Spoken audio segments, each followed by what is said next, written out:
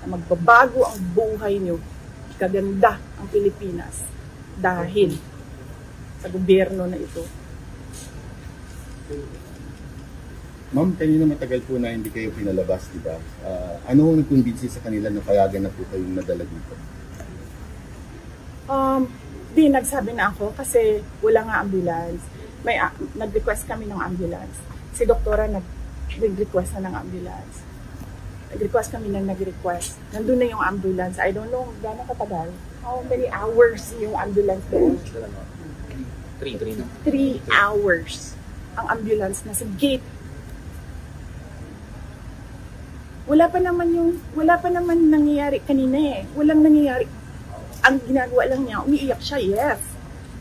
Pero sinasabi lang namin na she's not safe.